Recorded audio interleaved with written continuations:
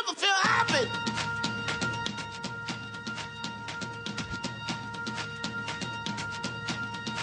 Never feel happy. No, you won't. Until you try. You never feel happy. Vivre avec le VIH, c'est maintenant l'émission d'1 heure chaque semaine pour parler des questions qui comptent dans la vie des séropositifs et de ceux qui les aiment, mais aussi pour parler de santé sexuelle et de prévention.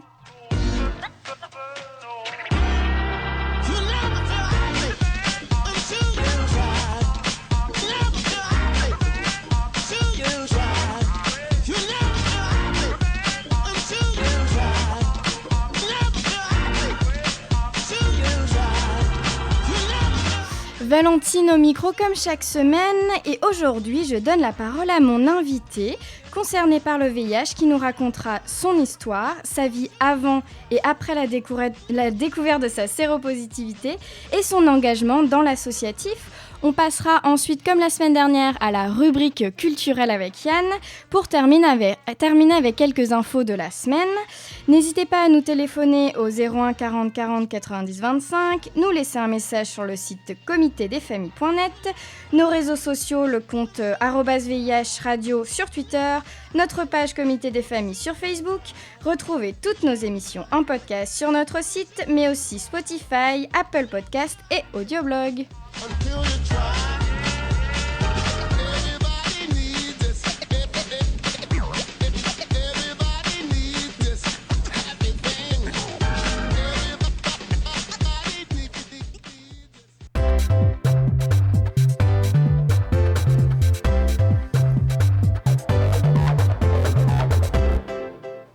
Vivre avec le VIH, c'est une émission qui existe depuis 1995. Nous vous informons sur la santé sexuelle, la prévention, le dépistage, mais c'est aussi un espace de parole. Et je reçois aujourd'hui Sébastien en plateau. Bonjour Sébastien. Bonjour. Ravi que tu sois là parmi nous. Moi aussi, je suis très content d'être là. C'est ma première émission de radio, donc je suis un peu ému, mais je suis vraiment très très content d'être là et d'être parmi vous. Nous aussi de t'accueillir. On s'est rencontrés à la soirée du SIDAction qui a eu lieu en début d'année. Oui. Et on avait un petit peu échangé sur ton parcours et on trouvait ça intéressant d'en parler aujourd'hui à l'antenne. Oui, effectivement, oui, on s'est rencontrés lors de le lancement du SIDAction, donc c'était je crois en mars. J'étais venu représenter l'association dont je fais partie qui s'appelle les Séropotes pour pouvoir faire passer le message comme quoi le VIH est toujours là et qu'il faut toujours continuer la lutte et surtout l'accès aux droits pour les personnes séropositives et éviter tout ce qui est notion de sérophobie. Exactement, on en parlera un peu plus longuement dans l'émission. On accueille aussi en plateau Yann. Bonjour Yann. Bonjour à tous. Alors vous pourriez ne pas me reconnaître avec l'intonation de ma voix. Je remercie Sanseverino et les Vampas, vu au festival sur les Pointes, le résultat d'un très bon concert. On l'entend à ta voix. On accueille aussi Florence qui est membre du comité des familles et qui, c'est pas la première fois que tu viens. Oui, bonjour. Bonjour, tu t'es déjà venue avec Christina, il me semble. Oui, tout à fait. Oui. Eh ben, on est ravis de te retrouver en plateau. Merci. Et on accueille notre 4e invitée qui est Christelle Meyer. Bonjour Christelle. Bonjour à vous. Ravie de vous retrouver en plateau. Moi aussi, c'est tôt, mais c'est bien. Désolée, on peut pas faire... Ça y est, elle nous a loupé le faux direct. Mais on parlera de ton travail lors de la rubrique culturelle, mais n'hésite pas en tout cas pendant le sujet de rebondir si jamais tu as des questions. Ou, voilà. Avec plaisir. Alors, comme je le disais, on va un peu parler de ton parcours, Sébastien. Mm-hmm. J'aimerais que tu nous racontes un petit peu à quoi ressemblait ta vie avant que tu découvres que tu étais séropositif au VIH. Ma vie avant que je le découvre, moi j'ai déjà découvert ma séropositivité le 14 décembre 2020 suite à une hospitalisation en urgence. Quand je l'ai découvert, j'étais en stade 3. Ouais. Il me restait plus que 20 CD4 et j'étais arrivé à 6 millions de copies. Donc c'était un peu, je ne pouvais pas dire la catastrophe, mais c'était quand même un peu compliqué. Et quand on me l'a annoncé à l'hôpital, ça a été un petit peu une délivrance. Ça a été une délivrance dans le sens qu'on m'annonçait quelque chose de plus grave. Au début, on me disait, ça se trouve, c'est une leucémie. Vu votre état de santé, j'avais perdu beaucoup de poids. J'étais tombé à 47 kilos à cette époque-là. Donc quand on m'a dit, le 14 décembre à 19h10, je me souviens très bien de la date et de l'heure, les résultats sont tombés, c'est le VIH. Je fais, c'est bien, il y a un traitement. Et le fait de l'apprendre, c'est tout de suite, ça a cassé le mur. Parce que annoncer à savoir que quand on a 30 ans et qu'on vous dit, c'est peut-être une leucémie, et je me souviens très bien du médecin qui me dit, préparez-vous. Le fait d'entendre ça, c'est déjà de faire des démarches intérieures, de se dire, faut que je mette mes papiers en ordre, faut que je prévienne certaines personnes à qui je tiens, etc. Avant cela, je savais ce que c'était que le VIH. Je voulais surtout pas penser que je pouvais être concerné, même si j'ai fait un gros travail après ma découverte. J'en suis même venu à me dire que je le savais depuis très longtemps, mais j'ai fait un déni. Je voulais pas que la bulle éclate. C'est bien pour ça que maintenant, je suis rentré dans l'associatif. J'ai décidé très rapidement, en fait, de ne pas rester seul. Il faut communiquer quand il nous arrive ce genre de choses, et j'ai voulu faire partie d'une association sur Paris. Donc, celle qui m'a ouvert les portes, c'est les Séropotes, dont je fais partie maintenant depuis bientôt 1 an. Donc, le temps passe vite, et je vois le parcours en 1 an. Il y a une image que je t'avais déjà dit, Valentine, c'est que depuis quand j'ai découvert ma séropositivité, j'ai eu l'image du phénix, en fait, qui a rené de ses cendres. Je me suis reconstruit petit à petit. Beaucoup de choses se sont décantées sur mon passé, sur mes choix aussi, dans le monde professionnel, dans ma vie sentimentale. Maintenant, je pense aussi à moi. Et j'essaie par rapport à mon histoire, à le fait que je suis séropositif, je souhaite en parler, je souhaite communiquer avec les gens, parce que c'est la meilleure chose à faire. Donc tu as eu quand même un chemin entre l'annonce et aujourd'hui où tu fais partie de l'associatif, etc. Tu en parles. Oui. Les premiers mois, ça a été compliqué, forcément. Le temps de tout comprendre. J'ai été bien aidé par un infectiologue, par un psychologue, et qui m'a permis déjà de relativiser le fait déjà de savoir que prendre mon traitement, donc sous trithérapie, et de devenir rapidement indétectable, c'est ça qui est merveilleux aussi, hein. J'étais à 6 millions de copies, c'était vraiment... c'est un chiffre énorme quand on n'arrive même pas à se l'imaginer au final, à quoi ça correspond en termes de valeur, en termes d'échelle. Et au bout d'1 mois, je suis descendu à 100 000 copies d'un coup. C'est un renversement de vapeur, et en mars 2021, j'étais déjà indétectable. Et là, en 2022, dans même pas 1 mois et demi, je passe à un nouveau traitement, parce que depuis le Covid a un petit peu ralenti tout ça, mais il y a un nouveau protocole qui s'appelle les traitements injectables. Donc là, c'est un protocole où c'est des injections tous les 2 mois. Et là, du coup, c'est une libération aussi, quoi.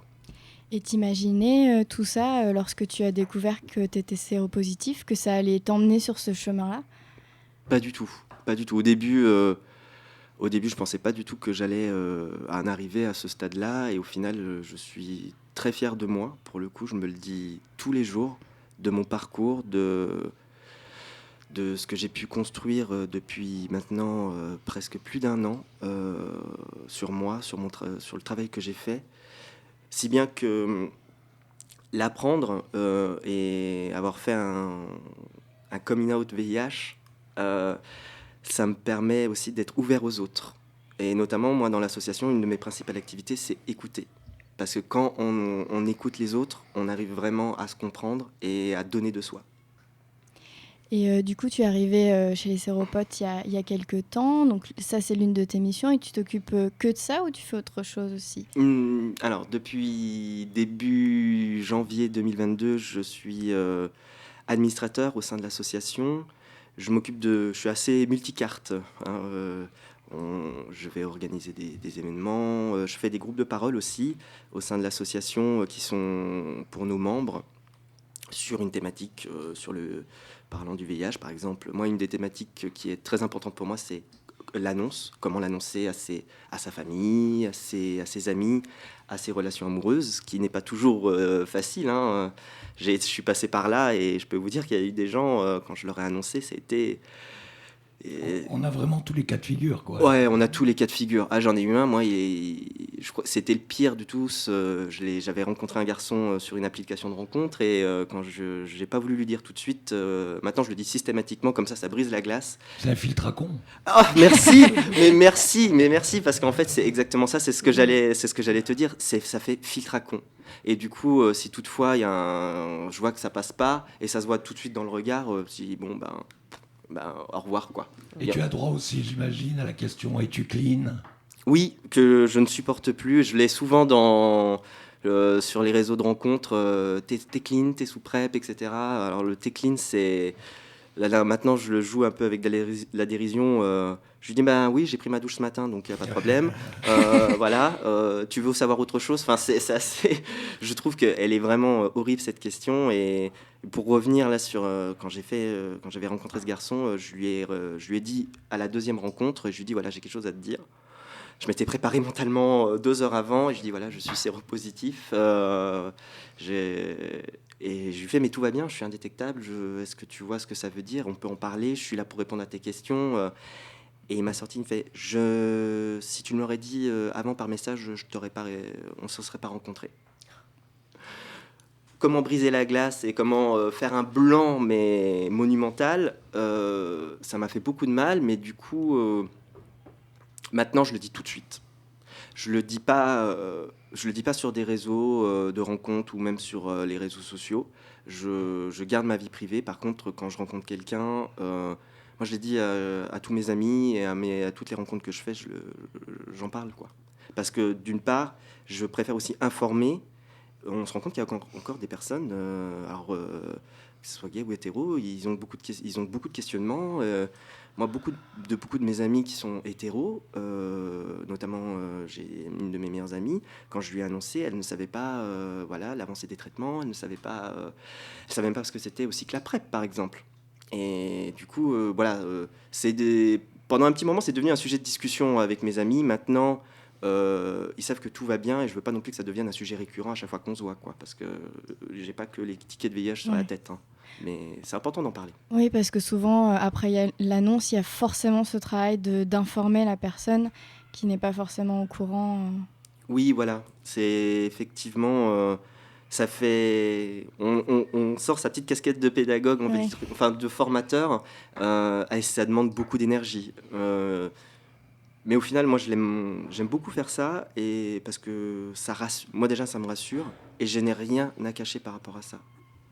Non, moi je suis très impressionné, Sébastien, par justement ce peu de temps entre le moment où tu apprends ta contamination et c'est ce moment où tu prends en main ta santé, mais plus que ça, tu deviens acteur de la lutte.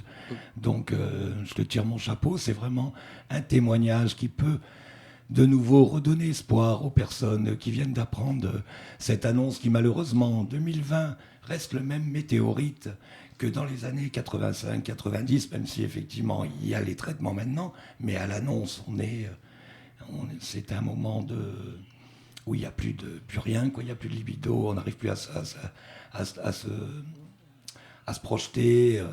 Enfin, c'est très difficile et je trouve vraiment que ton exemple d'avoir pris comme ça en main le fait d'aller rechercher l'association qui va te correspondre, devenir acteur, ben oui, d'un seul coup, on en fait quelque chose aussi de cette pathologie.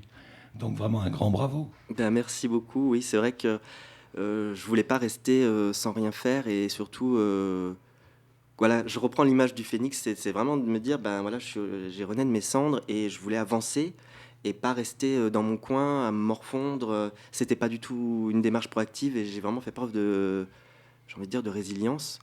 Ça m'a permis de comprendre pas mal de choses sur ma vie, au final, de savoir ce que je veux. Un exemple, quand je l'ai appris, j'étais dans un travail, je travaillais dans le secteur de la papeterie, j'étais dans le commerce, je faisais énormément d'heures, tout ça, je me tuais au travail, hein, et même ça m'a beaucoup fatigué. C'est-à-dire qu'en plus, cette pathologie t'amène maintenant à une vision où tu vas plus à l'essentiel, peut-être. Ouais, oui. Bien sûr, on est tous comme ça. Ouais. Tout à fait. Ça m'a permis du coup de faire des choix, de me dire au bout d'un moment, qu'est-ce que je veux vraiment? Quel est mon désir? Quels sont mes souhaits?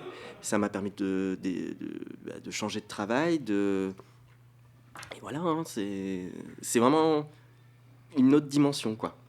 Oui, d'ailleurs, tu me disais au téléphone qu'on a préparé un peu, qu'on a échangé en amont de cette émission. Tu m'as dit, rien ne s'est arrêté, j'ai même entrepris. Et j'ai trouvé ça vachement impressionnant. Le fait que ça va avec l'image du phénix, c'est-à-dire que ta vie s'est pas arrêtée à ce diagnostic-là. Elle a juste pris un autre tournant, en fait. Oui, elle a pris je dirais même, elle a pris un autre virage. Elle m'a ouvert une nouvelle voie, une nouvelle vision d'ensemble de l'humanité, de l'aspect, on va dire, du social aussi, parce que tout ce que je fais dans le secteur associatif actuellement avec les séropodes, je m'éclate. Franchement, j'ai trouvé ce qu'on appelle un ikigai, en fait.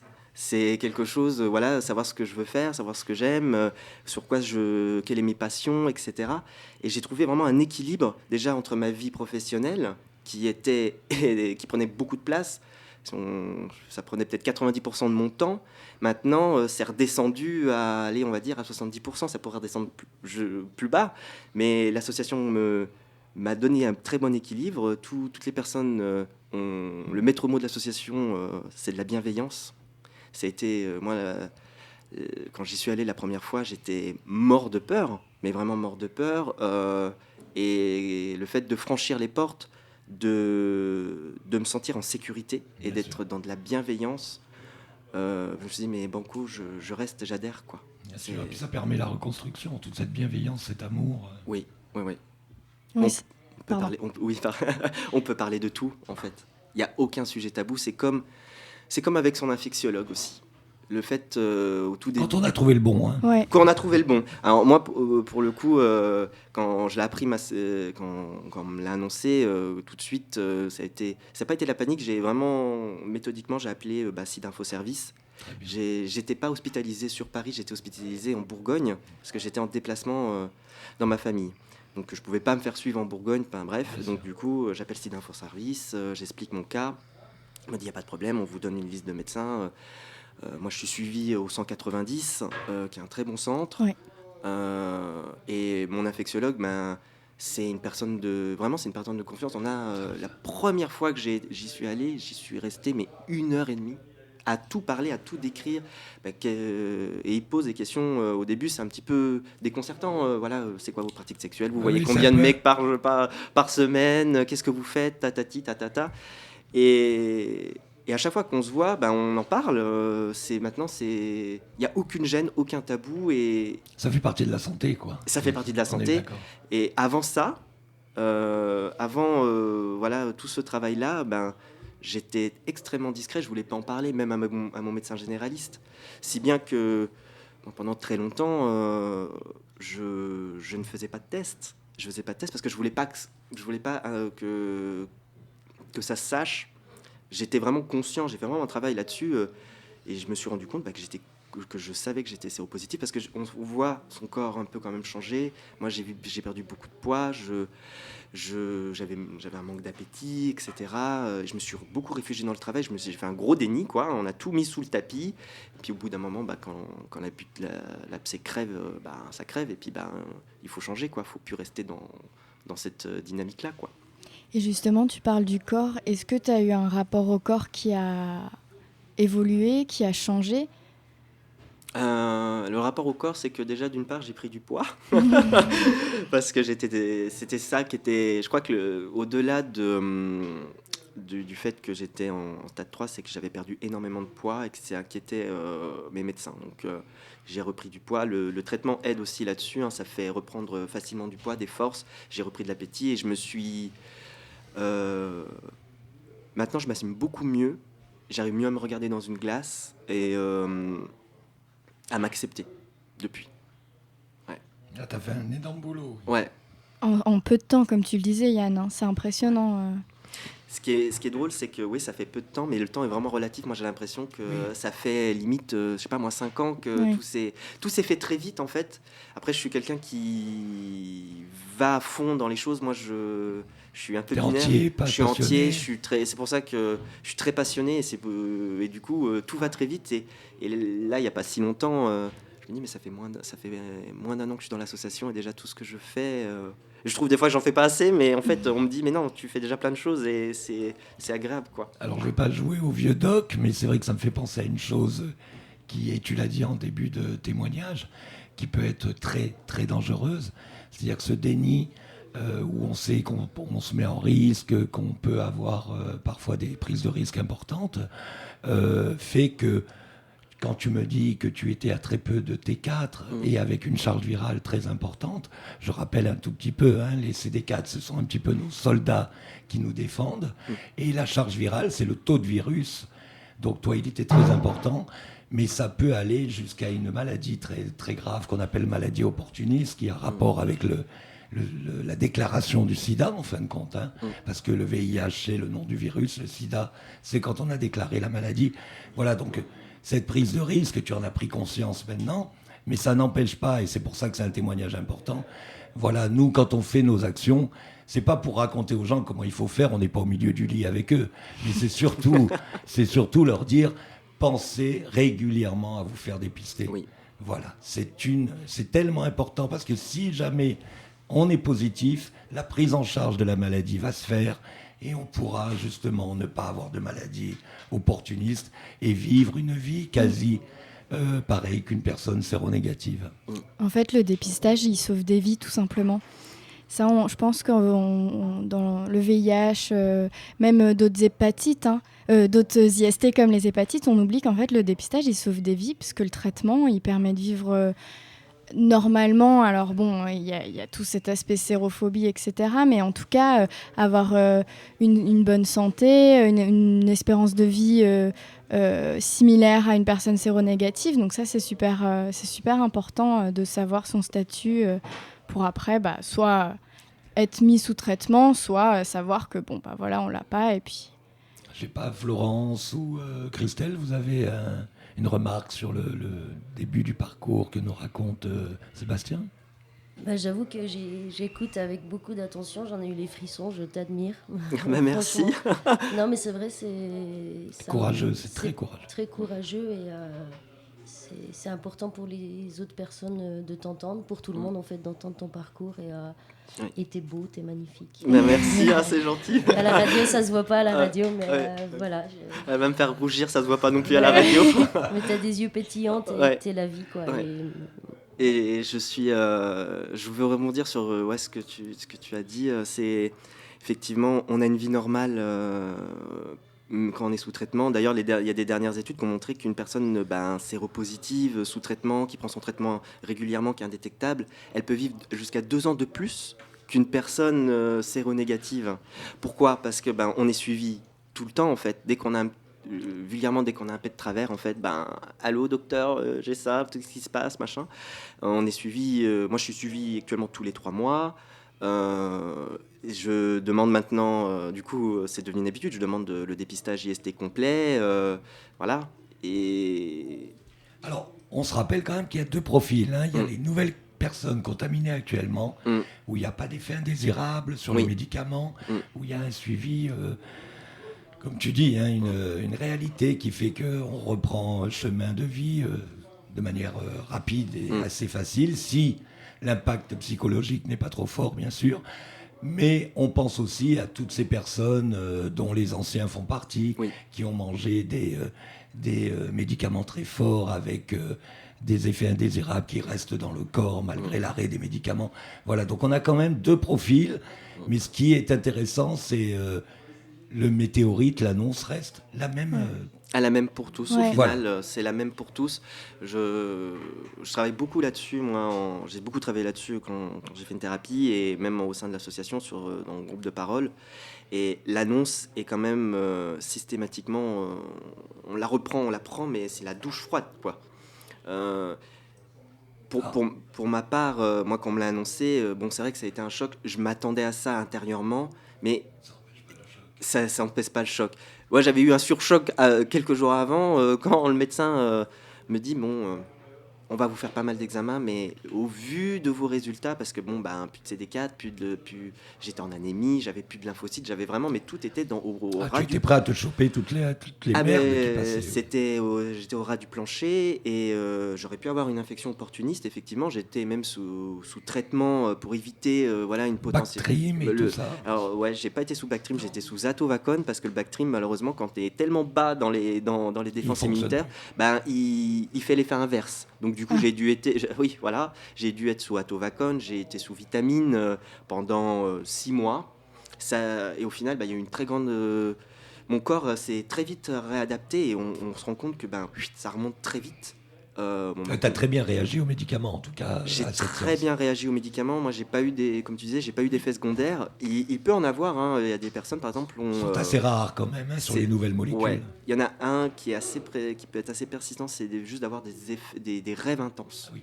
Des rêves intenses. Et ça, c'est un peu délicat. C'est pas mon cas. Ça m'est arrivé là il y a quelques semaines d'avoir des rêves, mais je pense que c'est plutôt lié au fait d'être perturbé. Mais ça peut arriver. Et c'est vrai que... J'avais aussi une question qui sort un peu du débat. Quelle est la spécificité, tu dirais, des séropotes de cette association ? Alors, nous, on est une association de convivialité. On est ouvert à tout le monde, pas qu'aux personnes séropositives, et séroconcernées, que ce soit hommes, femmes, trans... aux séropos et à ceux qui les aiment. Voilà, exactement, aux couples sérodiférents. On a plusieurs missions. La première mission, c'est de la bienveillance, c'est de l'écoute, c'est de l'accueil, c'est de se retrouver. On se retrouve tous les 15 jours pour boire un verre, faire un petit resto, etc. On a des démarches politiques, notamment par exemple sur tout ce qui est question de sérophobie, que ce soit dans le cadre du travail ou dans le milieu hospitalier, et aussi tout ce qui est l'assurance emprunteur. Parce qu'actuellement, une personne qui est séropositive, mais quelle qu'elle soit, aussi une personne qui a une maladie chronique, c'est compliqué pour acheter un appartement. Donc du coup, on a une permanence juridique maintenant, et c'est super parce que ça permet de faire avancer les choses, et on a gagné déjà de très grandes batailles là-dessus. Dont l'emprunt à moins de 200 000, si je dis pas de bêtises. Exactement. Ouais. Ça, on était aussi porteurs du projet. Et au sein de l'association, voilà, on a un groupe de parole où on parle d'un sujet établi à l'avance. Un exemple, un des derniers sujets, ça a été comment annoncer sa séropositivité. On a d'autres sujets en stock. Ça va être par exemple vieillir avec le VIH. Vivre seul avec le VIH, mes pratiques sexuelles avec le VIH, voilà. Il y a un éventail de choses à parler, et c'est en toute confidentialité, en tout secret et en respect. La meilleure manière pour venir au séropote ? Alors, la meilleure manière pour venir au séropote, c'est de nous retrouver sur nos réseaux sociaux, donc sur Facebook, sur Instagram, sur Twitter, sur notre site internet, séropote.org. Vous avez un formulaire de contact. Alors, moi, je n'ai pas d'ordinateur, mais je veux rencontrer cette association. Comment je dois faire ? Alors, si tu n'as pas Question d'ordinateur, piège. question piège, j'ai la réponse. Tous les 15 jours, on se réunit dans un bar qui est rue Vieille du Temple, qui s'appelle le Yono, sauf indication, sauf moment de dernière minute, et on est là à partir de 19h30, et on est tous identifiables, on a un petit macaron, tout ça, et voilà. Moi, je voulais revenir sur un mot que tu as utilisé, que je trouve super pertinent, c'est la résilience. Oui. Parce que c'est vrai que j'imagine quand on apprend qu'on est séropositif, on passe par plein d'étapes, par plein d'émotions. Et accepter toutes ces émotions, accepter qu'il n'y a pas de bonne manière de réagir ou de bonne manière de le vivre, et pratiquer la résilience, je trouve ça pertinent. Oui, je suis complètement d'accord avec toi. Moi, c'est ce qui a pu me sauver, en fait, dans ma manière d'agir au quotidien. Ça m'a permis de reprendre ma vie en main, en fait. Surtout de la reconstruire d'une manière différente, et de me dire, de toute façon, là, rien ne s'est arrêté, tout va continuer d'une manière différente. Je prends plus, entre guillemets, maintenant, je suis averti des risques que je prends quand je rencontre quelqu'un, quand je couche avec quelqu'un, etc., quoi. Et c'est vrai que je suis à l'air de tout ça. Et ce changement, ce virage, comme tu dis, tu l'as eu suite à un déclic ou c'est venu progressivement ? C'est venu progressivement. C'est au tout début, vraiment les premiers mois. J'étais pas encore, je savais pas vraiment où j'en étais. C'est surtout que quand on me l'a annoncé, je fréquentais quelqu'un depuis un petit moment, et donc ça a été lui annoncer tout de suite, lui dire voilà bon, on vient de m'apprendre que je suis séropositif, etc. Blablabla. Ça a été très compliqué pour lui parce que il est dans un métier à risque, qui ne peut pas, malheureusement, il existe beaucoup de métiers à risque en fait où quand tu es séropositif, c'est un calvaire en fait sans nom. Et du coup, ça nous a on s'est un peu perdu de vue parce que moi je lui dis faut que tu ailles faire un test, mais j'étais limite plus en panique pour lui que pour moi. Oui. Et quand il a fait son test un peu plus tard, bon, j'étais rassuré, on s'est perdu de vue. C'est vrai que ça m'a beaucoup marqué. Et c'est pour ça qu'au tout début, quand j'ai pas fait de rencontre tout de suite après, j'en ai refait, bien entendu. Au tout début, j'en parlais pas. Je voulais pas en parler. Je me dis, je vais garder ça pour moi. Puis au fur et à mesure, ça c'est via l'association en fait. Je me dis, mais pourquoi me cacher ? Il fait alors. Je dis souvent, le VIH, il fait partie de moi, mais c'est pas mon identité. Par contre, le fait de le dire tout de suite, et il y a quelques semaines, j'ai fait une rencontre autour d'un café, j'en ai parlé, mais immédiatement, j'ai quelque chose à te dire. Maintenant, j'ai trouvé la parade, je dis, je fais partie d'une association LGBT. Ah bah, quelle association ? Une association de personnes séropositives, etc. Et c'est pas par hasard. Et du coup, ça détend l'atmosphère que de le dire, j'ai quelque chose à te dire. Oui. Parce que quand on dit j'ai quelque chose à te dire, ça fait tout de suite un peu la douche froide, quoi. Et là, du coup, ça passe beaucoup mieux. C'est vrai qu'au début, j'étais très maladroit, quoi. Moi, ça m'est arrivé une fois de le dire avant l'acte, quoi.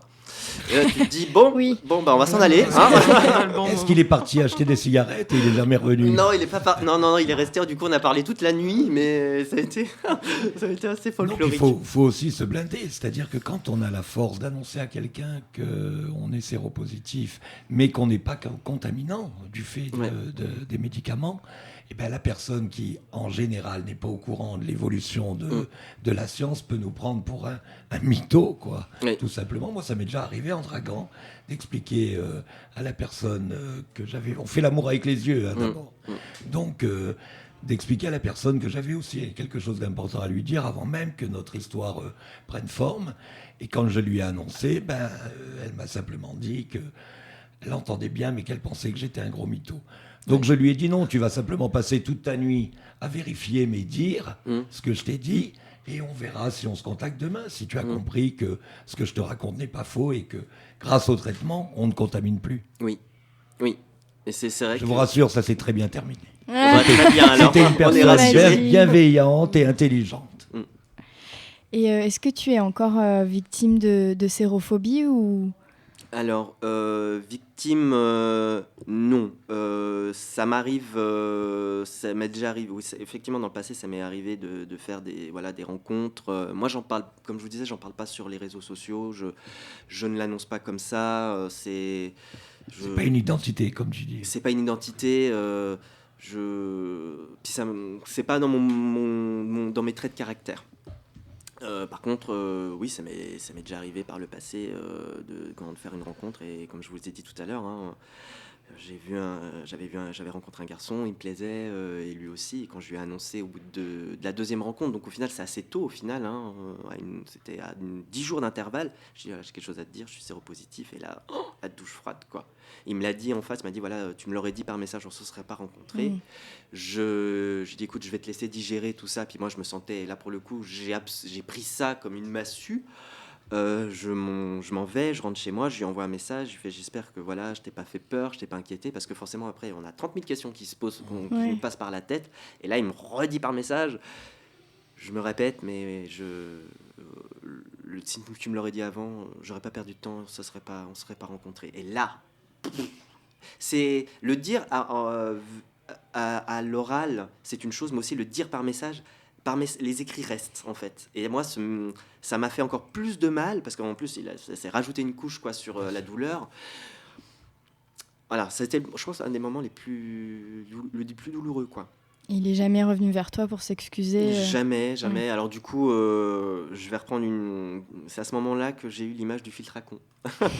Je me suis dit, bon, bah au final, excuse-moi, c'est un con. Hein. Du coup, j'ai fait quelque chose que j'aime pas, bah, je l'ai bloqué, et puis, bon, et puis basta, quoi. Puis je Oui, passe il le à autre chose. méritait, hein. Voilà, je passe à autre chose. Je veux dire, je vais pas rester... je vais pas rester à pleurer sur le lait renversé, ça sert à rien. Il y a d'autres beaux garçons sur la terre. Je veux dire, voilà. Hein. Il y a d'autres merveilleuses rencontres, et ça sert à rien de... C'est pour ça que maintenant je le dis systématiquement.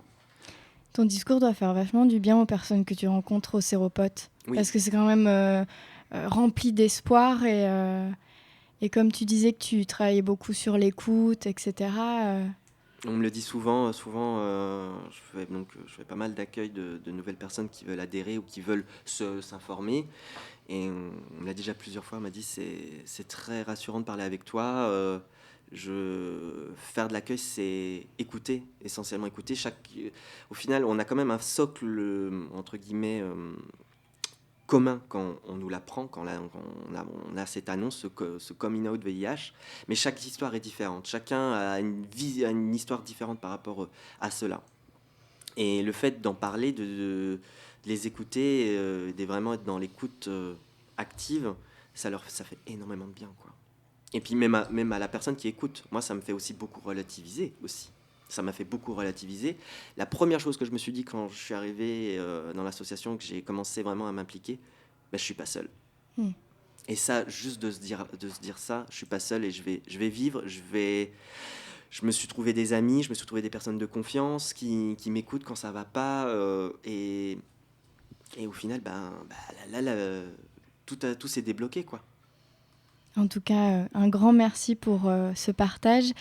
Une dernière question que j'aime bien poser à mes invités. Est-ce que tu as un message à faire passer? Si c'est le cas, c'est l'occasion. Le message que je souhaitais faire passer, c'est déjà s'informer, c'est se faire dépister. C'est que pour maintenant, il existe des outils, notamment la PrEP, qui permettent de se protéger. En plus, avec la PrEP, on est suivi régulièrement, on doit faire des tests IST pour savoir si tout va bien.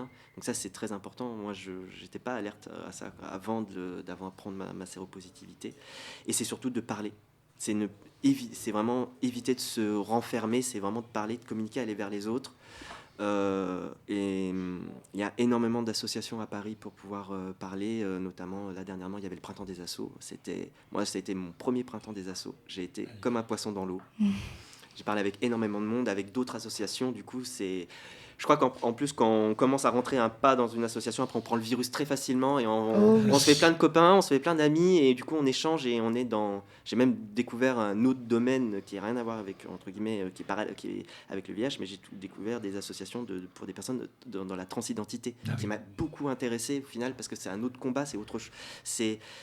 Il y a des aspects des fois quand même qui se ressemblent, c'est un peu parallèle dans les luttes des accès aux droits et donc du coup c'est aller voir les autres, c'est parler, c'est communiquer. Merci beaucoup. Je t'en prie. Si tu veux bien, si tu veux rester en plateau pour la rubrique culturelle.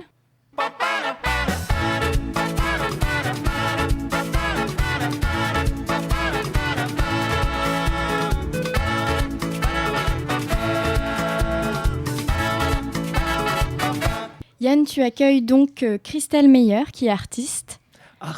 Multicasquette, elle nous vient de Suisse. Je ne vais pas parler beaucoup parce que même moi, je ne me supporte pas. Donc, elle nous vient de Suisse et par amour de l'art et comédienne au départ. Tu as ensuite, et c'est comme ça qu'on s'est rencontrés, monté un lieu. Alors moi, j'aime appeler ça un lieu culturel. Ça reste un bar, mais il s'appelle le Cénobar. Et il faut vous dire que dans le 20e, quand vous rentrez dans ce lieu, il se passe immédiatement une magie. C'est que ne sont pas mis en valeur... les alcools, les vins bio que tu affectionnes particulièrement ou la bonne chère, non. Est mis en avant, centrale presque, la scène. Je te laisse en parler. Ben oui, mais juste encore avant de parler de mon petit... Ton grand projet. De mon projet, mais juste pour rebondir avec toi, Sébastien, j'avais encore envie de dire une chose. En Suisse, en 90, tous les élèves de Suisse ont reçu pendant des années une BD qui s'appelle Joe, qui a été écrite par Derib, qui est un grand illustrateur suisse, en fait, qui fait des BD. Il avait fait Yakari à l'époque aussi. Et tous les élèves suisses ont reçu pendant des années cette BD qui était vraiment de la prévention liée au sida. Et moi, je sais que ça m'a aiguillée dans ma vie, j'en suis certaine. Et voilà, si jamais découvrez cette BD, j'ai regardé tout à l'heure, on peut encore la trouver et c'est magnifique pour apprendre tout ça. Alors, et ça me permet aussi de rendre un hommage à Madeleine Amarouche, qui est suisse et qui, elle, a été la première à l'annonce de sa séropositivité à aller dans les collèges, les lycées en Suisse et parler de qu'est-ce que la vie avec le VIH. On a repris le flambeau parce que malheureusement, Madeleine est décédée de cette pathologie et avant, elle avait contacté le comité pour savoir si on pouvait reprendre le flambeau pour aller témoigner, ce qu'on fait maintenant. Voilà, je voulais simplement rappeler l'action importante de Madeleine Amarouche. Donc voilà, sinon, moi, c'est vrai que je suis suisse à la base, mais là, ça fait 12 ans maintenant que je suis arrivée à Paris avec une petite valise, dans l'idée de jouer mon spectacle que j'avais écrit à l'époque en 2007 en Suisse, un seul en scène, plutôt drôle, mais pas que. Et voilà, après, je savais que j'allais rester en Suisse, je l'ai joué dans plein d'endroits, et c'était un rêve, un grand rêve caché que j'avais, c'était de créer un lieu, un bar, un lieu de rencontre où on crée des liens avec les gens, avec une scène. Et la vie j'ai une grosse rupture sentimentale en 2019, donc il y a un moment dans la vie, on se dit, on fait quoi ? Et là, je me dis, je vais faire mon rêve. Je suis allée sur Internet et le soir même, je vous jure qu'il y avait cette annonce qui remettait ce lieu qui était la Féline à l'époque. Et j'ai vu des photos, j'ai eu un coup de cœur. Et en un week-end, j'ai fait le business plan, j'ai tout écrit en 48 heures. Mon projet a été pris et voilà, j'ai ouvert le lieu. Après, on a fait des travaux avec des amis. Enfin, dès le début, ce lieu il a une âme depuis les années 70. C'est déjà un bar depuis les années 70 dans le 20e. Il a eu plusieurs bars. Et après, nous, on a bien mis la main à la pâte pour le créer avec des amis au niveau des murs. Et on a tout refait nous-mêmes. Et voilà, depuis août 2019, je tente de créer ça, enfin de faire venir des artistes, autant des musiciens que des comédiens, que des... Oui, parce qu'en plus, 8 mois après ton ouverture est tombé le confinement. Oui, absolument. Il y a eu cette petite parenthèse de 2 ans. Magnifique parenthèse.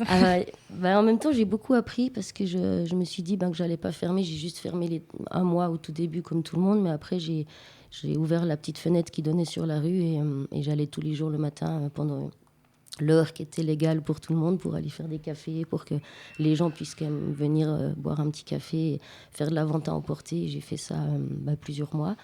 Après, on a pu piétoniser la rue et donc on a fait une terrasse pendant les 2 étés où je pouvais avoir personne à l'intérieur. Et on avait tous les gens en extérieur en terrasse.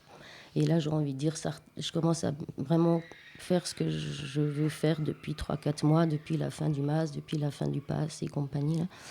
Et les artistes sont plus qu'au rendez-vous, c'est merveilleux.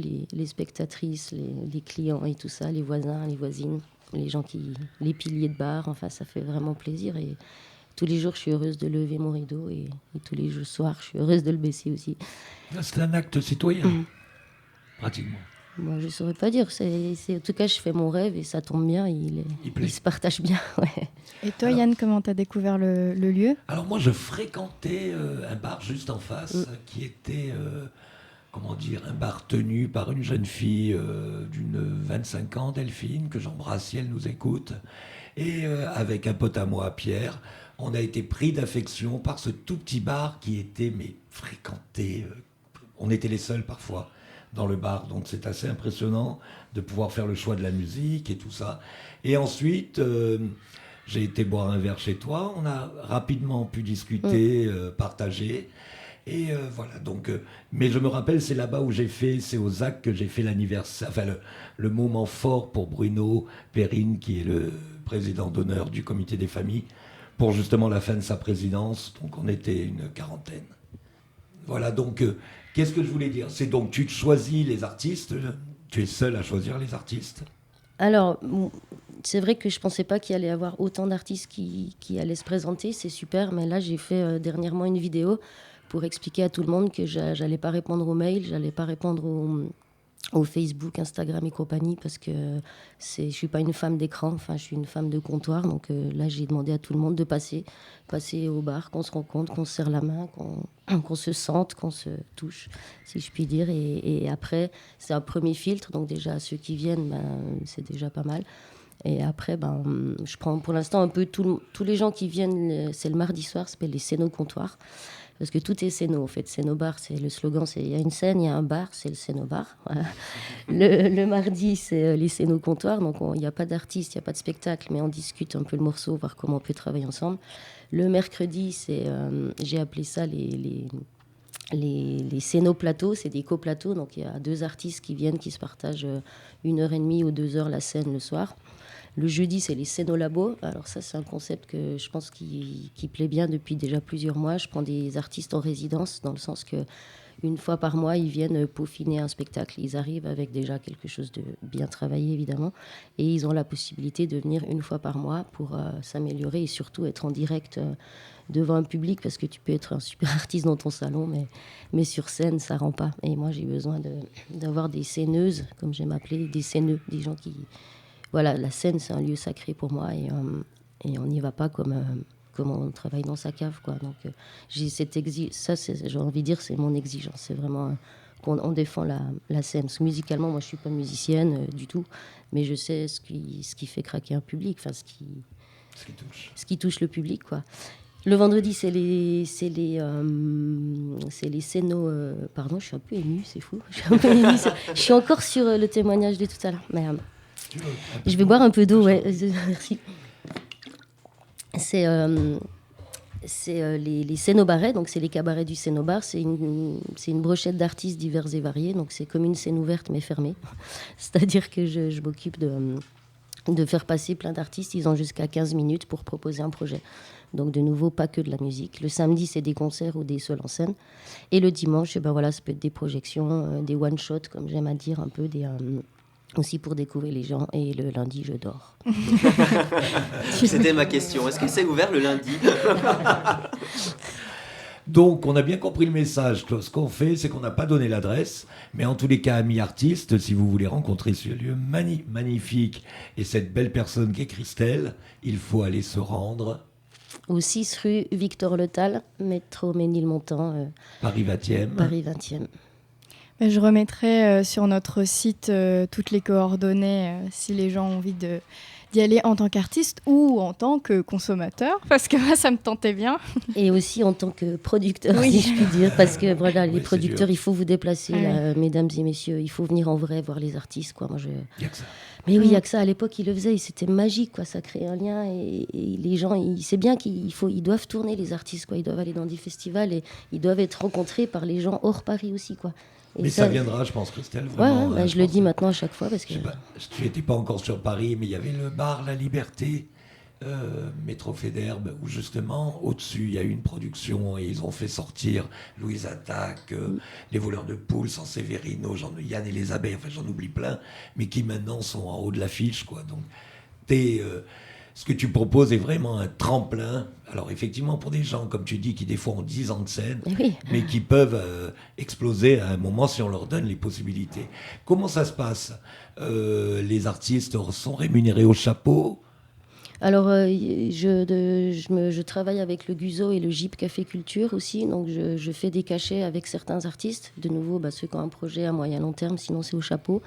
Mais voilà, j'y tiens, c'est des bons chapeaux, j'ai envie de dire. Et je fais toujours une annonce avant chaque spectacle. Moi, je monte sur scène, je présente les artistes et je parle de l'importance que c'est un travail, quoi, qu'il faut être rémunéré. Mais je crois que je le fais d'une manière où les chapeaux sont conséquents et on valorise le chapeau. Tu mets pas des pièces. Et j'aime bien citer un humoriste suisse qui disait... pour valoriser le chapeau, il disait à son public « Moins ça fait de bruit, mieux c'est ». Merci Christelle pour ce moment. Est-ce que vous avez une question à poser Florence ou Sébastien. Et donc là, ce soir, qui c'est qui passe du coup? Alors ce soir, c'est moi au comptoir. D'accord. C'est toi au comptoir, Voilà, d'accord. donc c'est là qu'on se rencontre pour un peu discuter. Demain, il y a un coplateau avec Gertrude de Montparnasse, c'est merveilleux.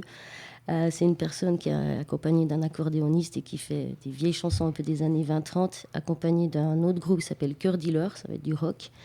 Jeudi, j'ai Mello, j'ai un magnifique très jeune artiste là, il est assez incroyable. Lui, il va commencer à faire justement les scènes au labo, il va venir régulièrement pour peaufiner son travail.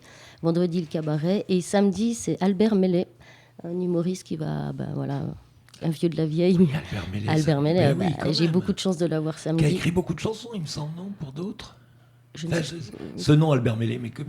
En tout cas, il a plein de seuls en scène et là, il va faire Avignon. Et il a dit je vais venir m'entraîner un petit coup au Scénobar avant. Je fais volontiers, Albert, bienvenue. Et dimanche, il va y avoir du théâtre avec Irina.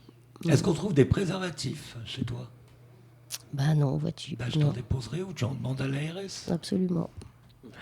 On termine notre rubrique culturelle avec l'extraordinaire Pierre Vassilou sur la chanson Spider-Man.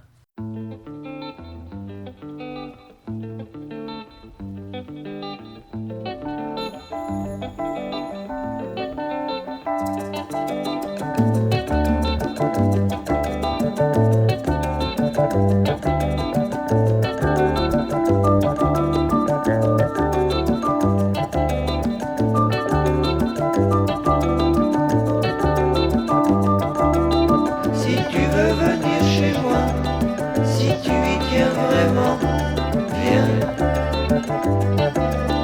Et tu verras quand tu seras arrivé, tu verras, y a dans les pieds 15 tonnes de vaisselle, 2000 bouteilles vides, des cendriers pleins et cassés, et le feu éteint. Ah, qu'est-ce que tu fais là, Laura? Ah, qu'est-ce que tu fais là, Laura? Et après, quand tu auras fini, je te donnerai 50 000 $. Tu pourras t'acheter la maison de tes rêves, toute pourrie. Et j'espère que tu dormiras bien avec les crocodiles sous l'escalier. Tous les jours, tu auras de la soupe au micro, c'est bon pour les os. Ah, qu'est-ce que tu fais là, Laura? Ah, qu'est-ce que tu fais là, Laura? Maintenant je vais te chanter la chanson de l'araignée. L'araignée Spider-Man a glissé sur une peau de banane. Direction hôpital, opération du trou de balle. Ah, qu'est-ce que tu fais là, Laura? Ah, qu'est-ce que tu fais là, Laura?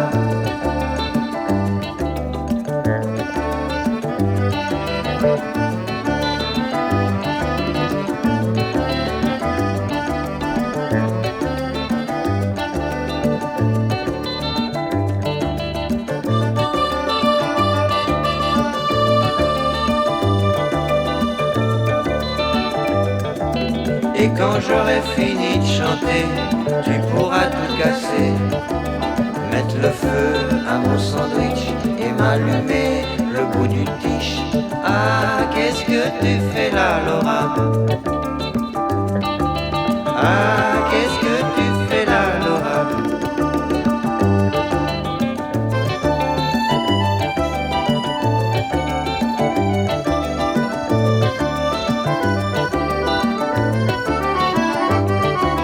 Maintenant je vais m'arrêter là.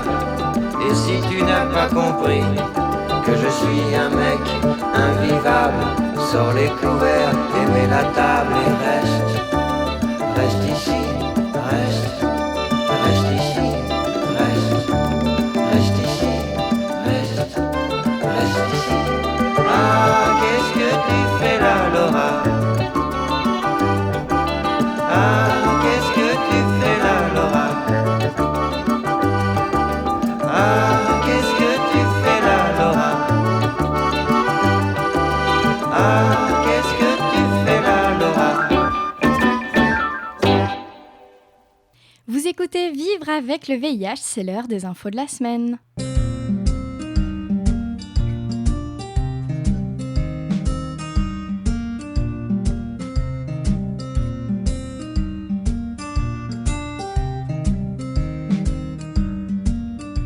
Plusieurs dizaines de cas de variole du singe ont été détectés en Europe, dont un en France. C'est ce qui inquiète les autorités de santé. Alors que savons-nous de cette infection ?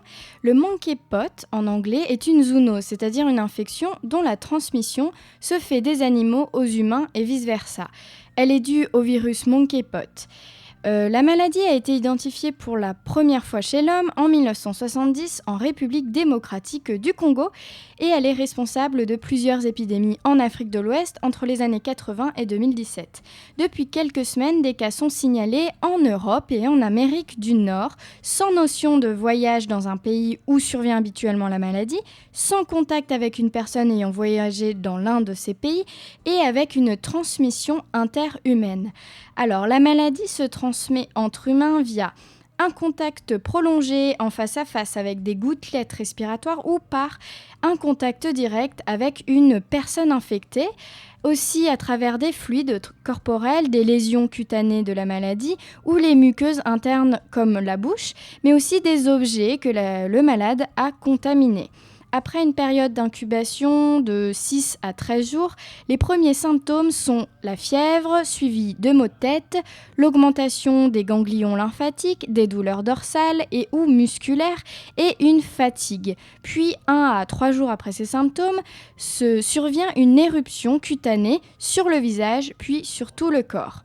Il n'existe pas de traitement spécifique, mais le vaccin contre la variole humaine serait efficace à 85% contre la variole du singe. Dans la majorité des cas, la maladie est bénigne pour les humains avec une guérison spontanée. Mais elle peut donner lieu à des complications chez certaines personnes immunodéprimées, chez les nouveau-nés ou les enfants. Ces dernières semaines, la transmission est constatée principalement chez les hommes ayant des rapports sexuels avec les hommes. Mais attention, comme le rappelle l'OMS, ces cas ont été identifiés dans des centres de santé sexuelle où le dépistage des infections sexuellement transmissibles est quasiment systématique. Et les symptômes du monkeypox ressemblent à ceux de l'herpès ou ceux de la syphilis. Le dépistage important de la variole du singe dans ces centres, fréquentés par les hommes ayant des relations sexuelles avec des hommes, peut expliquer des cas importants dans cette communauté, avertit l'OMS. Attention à la stigmatisation.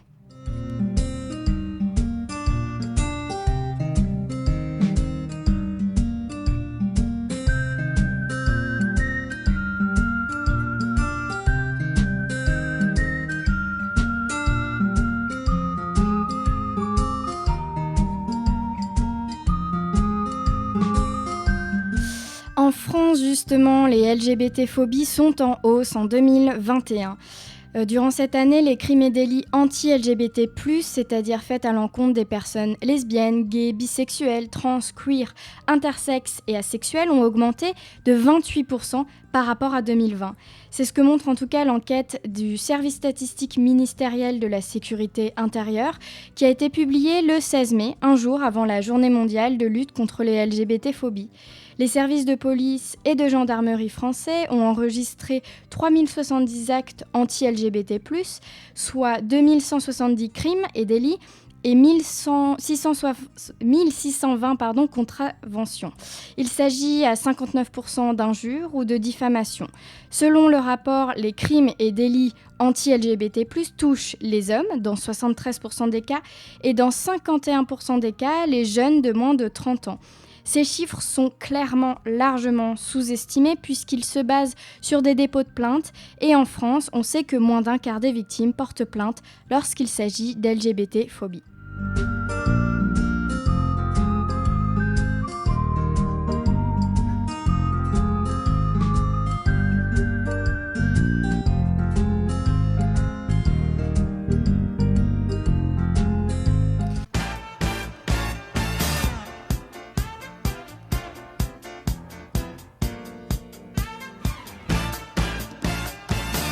Vivre avec le VIH, c'est déjà fini. On se retrouve la semaine prochaine pour un nouveau sujet. Ce sera la semaine de la santé sexuelle. Alors, je vous attends.